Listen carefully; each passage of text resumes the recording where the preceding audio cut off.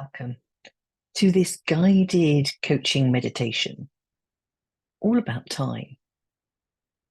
It's interesting because time is a funny thing, don't you find?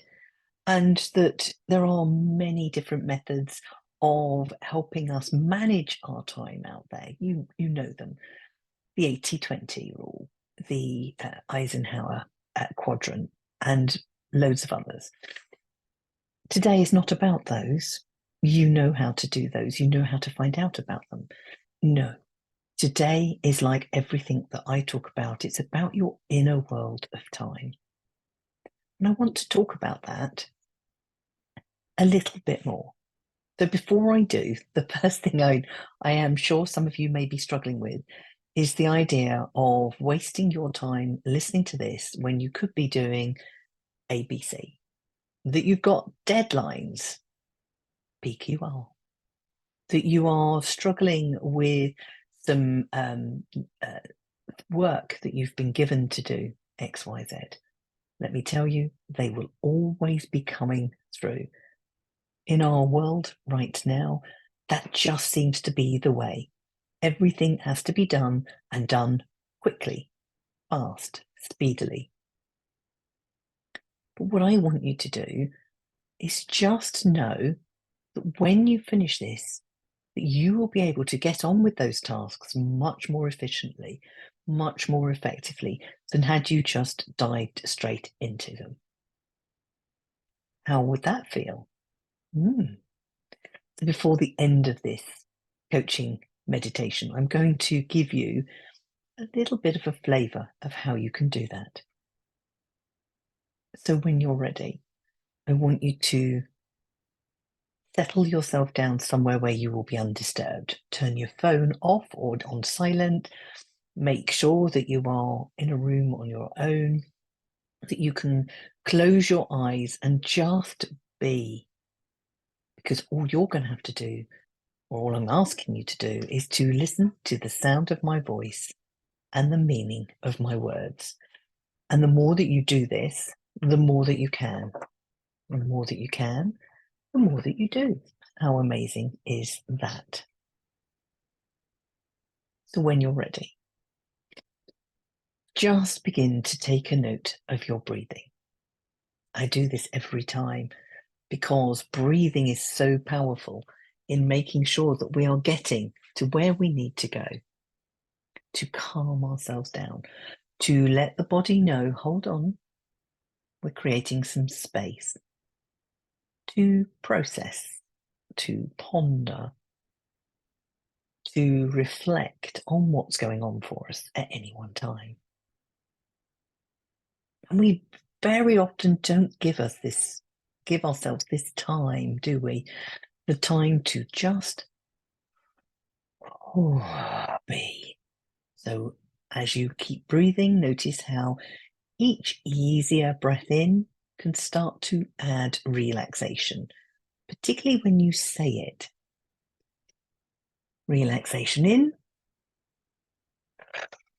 anything that's not relaxation out.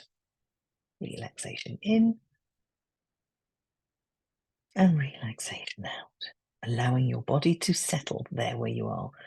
And more importantly, know that this process will continue, not just now while you're paying attention, but what if you could set your intention that it will continue to do that all through the day for you, helping you to become more emotionally calm and mentally balanced or centered? And you can. I know. Crazy, right?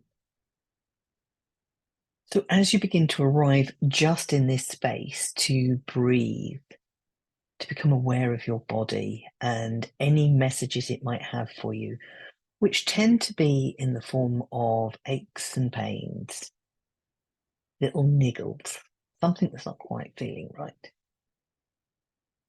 Just breathe relaxation into them. And what you want you to think about there while you sit is the many different ways time will show up in our world. So, for example, have you ever been to a party with a partner or a good friend, and it's a good party, but it just seems to drag on. You just, I'm done. When can we go? When is it finished? And the time is just endless. But the person you're with, like, having a really good time. No, no, I want to stay. I want to stay. Having too much of a good time. And their time in their world and their perspective is just going too fast. And they don't want to leave. They want to soak it up and make the most of it. Neither of them have got a complete handle on time. It is just their perception of time. So, in the first instance, what are you telling yourself about your time? Are you loving what you do and therefore it's going really, really fast? Or are you struggling with it because you don't really like it? It's a bit mundane, it's boring, it's too difficult. Whatever the reasons, just notice what you notice about how you view time. And all it is an awareness so that you can start to change the way you think about it. To start to, if it's going too fast, to stop and appreciate what's going on. And if it's going too slow, to have a look at what it is that you're doing and what could you do differently such that you could enjoy it more. So perspective is really important. And I appreciate some of that is down to the fact that it could be, the environment you're in, the person you're with. It all comes down to the same thing. How are you viewing time in that moment? And is there something you could do differently to help yourself? The other way time can really get in the way is when I tell you the story, and you'll absolutely get this. You'll remember the hare and the tortoise. Both started off in a race, and the hare hares off, and the tortoise just starts plodding. You know the result. On the way, the hare gets distracted here and he gets distracted there and looks at this and looks at that, decides to have a little snooze onwards, and the tortoise doesn't stop. He just keeps going. Which are you? Are you the one who, while pace yourself with the workload you've got, you just keep going? Or are you finding you get distracted and look at this shiny object and oh, that's more important, and oh, they've just asked for this? Which might you be? Have a think about it. And again, what could you do differently such that you don't have to be either the hare or the tortoise? Maybe you're hair tortoise. I'm not very good at merging my words, but maybe you need a balance between the two. Slow and steady wins the race, they say. Is this something that you could adopt, knowing that somewhere you've built in time to be distracted and open to opportunities that may come your way? Interesting, right? The next one is more about priority. How do you prioritize your world? It's interesting because years ago I qualified as a Myers-Briggs type indicator, which is all about how we like to live our lives, our preferences, if you like. And those who are very detailed will go to the nth degree to make sure they've got everything they need. Whereas those who are big pictured will fly off and not worry about the detail. They're looking for patterns and things that link together that will inspire them. Which one are you? Mostly because if you are very detailed, that's a good thing, particularly as an accountant or bookkeeper or as a professional business person. It can be really valuable. But sometimes are you asking for detail you really do not necessarily need? Could you be looking more at the bigger picture to provide some more balance to what you're doing. And equally, if you're a big picture person, what are you missing and having to go back and check to see whether you've had it, or that you find out you need it and need to go and get it, and it just brings everything to a grinding halt. Just try and find a balance between the two. Being too far on the spectrum of detailed or big picture can cause you problems with your time. And the last one is about how you organize yourself. Just for today, there are others, but these are the ones that I want to talk to you about today. So again, in the Myers-Briggs spectrum, there is those who like to be very orderly and they have all their ducks lined up. And then there are those who are a bit like me, lastminute.com, and they think they work better under pressure. I'm not sure that's true, but that's a story for another day. Which one are you? Are you the one that likes to pack a week or so in advance of the holiday, or the one who'll pack the bag on the day as you get to the airport buying anything you've forgotten? I don't know, and there is no right and wrong, let me tell you. It is a preference, but is it causing you a problem? I have heard very often that when I'm talking to some clients, when they're having a deadline and they've left things to the last minute, they've procrastinated, they've put it off, that they are stressed and anxious. This is not somebody who enjoys the last minute. It's about something else going on. And I want you to just for a moment, just mull on, because there are many different ways we use time, and there's something going on for you here. Otherwise, you wouldn't be listening to this.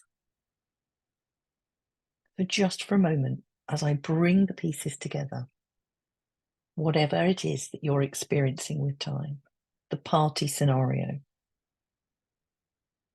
the hare and the tortoise scenario, the big picture or detail, the planned or last minute, just reflect.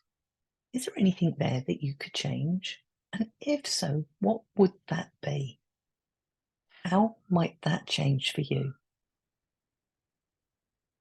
And before I bring you back, and as you ponder those through your day, I want you to draw your attention to the end of today, as though you could move out to the end of today. You finish work, maybe you're sitting down after supper, and I want you to look back over today. And you had some really important things to be done, and maybe a couple of other things you wanted to sort out. Just imagine that you got more done than you thought, and you can smile to yourself, think, okay. And what you've done, or what I'm going to ask you to do, is extend that time so that it's not about time, it's about the activity. So for those of you who are watching, you can just see that we can imagine that the time can expand so that an hour can seem like 2 hours, or 2 hours can seem like 3, and you just get the work done. All the work fitting in the time that you have, because all it needs is some focused attention, and you can do that, can't you? It's amazing what you can achieve when you give yourself focused attention, cutting out all distractions, making sure that you are setting your intent that you will get this done, making sure that you're applying the right level of detail versus big picture so you understand what you're doing, planning versus getting done at the last minute, somewhere in between. And it doesn't much matter. And I want you to smile to yourself as you realize you achieved much more than you thought. This doesn't mean you'll get it all done necessarily. What if you could? Or better still, if you applied this after doing this today and it works really well, what if you could extend that over the course of a week? Would that make a difference? I'd like you to let me know.